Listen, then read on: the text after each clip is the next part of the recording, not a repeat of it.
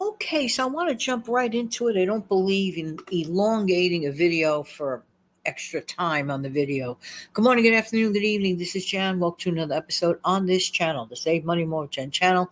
Let's jump right into 8 smart ways to save on groceries and stay within or even under budget. I like that idea. Under budget sounds good to me. How's it sound to you? And by the way, I hope that everyone is doing well as we start our day today together. Okay. All right. Let's say that you want to keep within, I'm just going to throw out a number for argument's sake. Let's suppose that you want to keep within a $50 this week only budget on groceries. For example, let's say that it's the end of the month. You don't want to go past 50. You want to stay 50 or lower, but you want to get through the end of the month with some decent eating. Am I right or am I right? And it could be a bit of a challenge today, but then again, it's always a bit of a challenge to stay on the budget in general in life. So we just have to put on our intentional hats to make it happen. All right, number one, and this is really, really important, have a plan.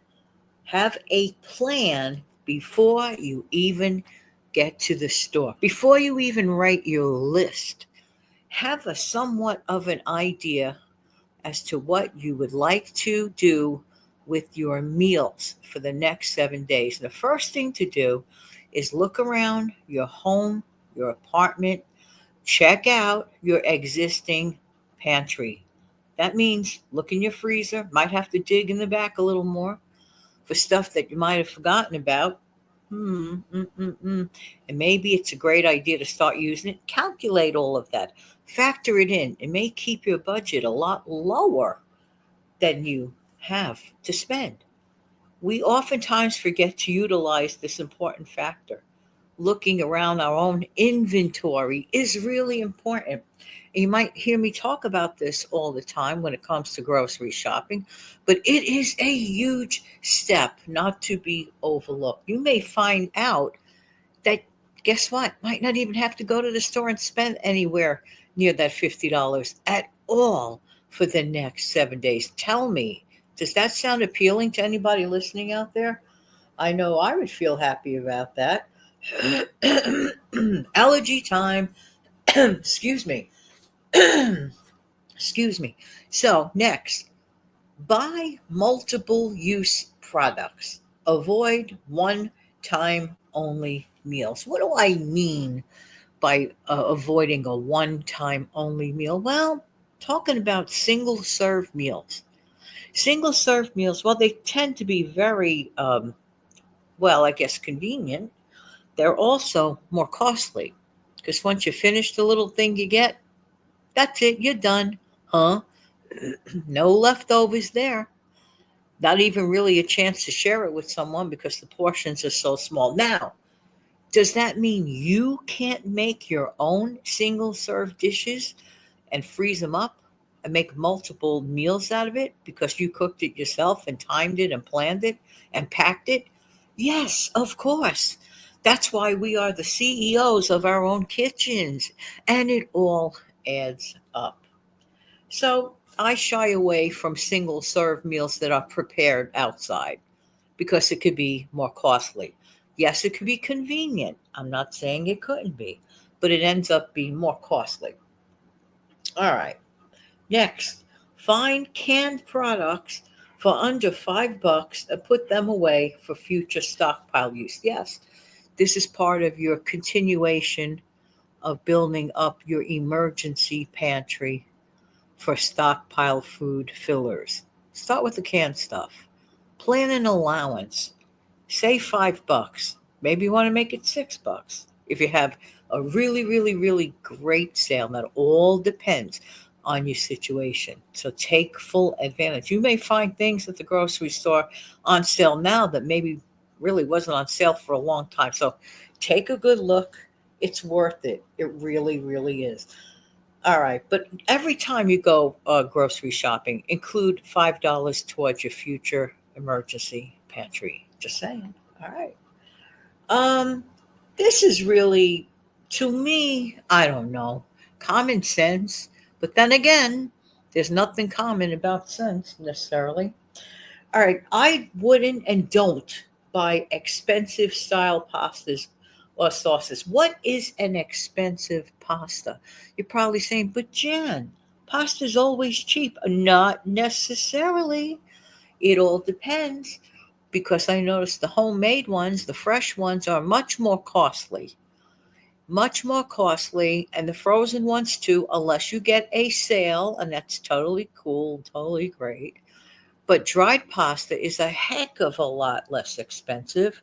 It lasts a heck of a lot longer, and you're going to get more bang for your pasta dollar. Because right away, people presume the pasta is always cheap. No, it could go from the sublime to the ridiculous if you look carefully across the pasta aisle.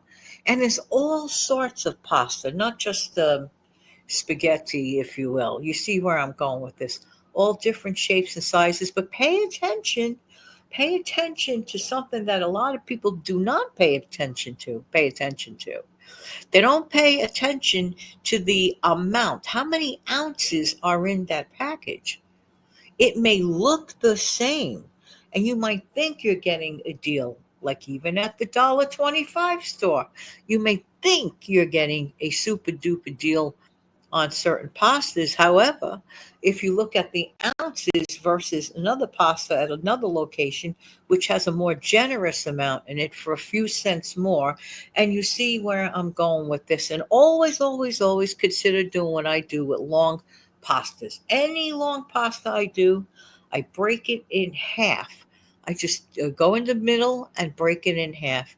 I put the remainder away where I store my pasta in, pasta container that I like. Put that away for the future because I am still getting a generous amount. So effectively, I double my meals and I cut the cost in half even further. I like to always mention that for those that maybe have never done that before. That's why in many cases the longer pasta could really be a bargain if you think about it. All right. So let's see where I am here. And forget about those really Cadillac of sauces in the jar unless they're on sale. Some of them are just, I mean, look, hey, of course, I'm talking about myself. I wouldn't do it. I'm not going to spend $7, $8 on a jar of sauce. That's just me. I could doctor up a 250 jar of sauce to taste the way I like it to taste, and I'm just as happy. But then again, that's me. If I could save $6 whole dollars at a grocery store means a couple, three more meals for me. It's the way I look at it. Let's see. Now, for a dinner plan, always include one night as a breakfast for dinner night. Like I love having a cheese omelet night. I did that the other day. I had a really nice, like at two different cheeses in my omelet. I doctored it up to be kind of fancy. I had a sliced orange on the side. I had some whole wheat toast to go with it, and about eight air fried tater tots on the side. Hello. Oh, yes. Did I forget my iced tea? Homemade. Delicious. Very inexpensive, very quick, easy cleanup. So I'm good with that. I have my fruit, I have my protein, I have my cheese, which is protein too, I have my eggs. Listen, I was totally happy with that meal. One, two, three. Within minutes it was done. Within minutes it was cleaned up after. Hello. Makes me happy anyway. Um, Always keep like little spreads, like cream cheese spread or peanut butter spread or those little avocado, those little containers of the single individual avocados that like you could put out anytime you want for like either one person or more than one. You get like four in a package of those avocado spreads. Put them out. Make some your favorite bread or toast or whatever. Put the spreads on and have your favorite beverage and maybe a handful of peanuts or walnuts and I don't know, whatever interesting thing you want to put with that as a no cook night. Perfect for busy nights. Perfect for you to not pick up the phone and order takeout, including tips. So keep those pick on kind of foods available, snack ons, but always include some proteins because then you feel better. All right. Next, make low cost meatloaf with simple ingredients. I think that we're addicted to using way too many ingredients, in my opinion. The less ingredients, the cheaper the cost. That doesn't mean you have to cheap out on taste. I like to take a half a can of a 4 ounce can of tomato sauce, put it into my ground beef mixture for meatloaf. Oh, yeah. And bake it off. And then instead of ketchup on the top, I'll put the remainder of that tomato sauce on top with a little bit of parm cheese and let it finish off. That's just my little version of it. But meatloaf is so, I don't know, so heartwarming.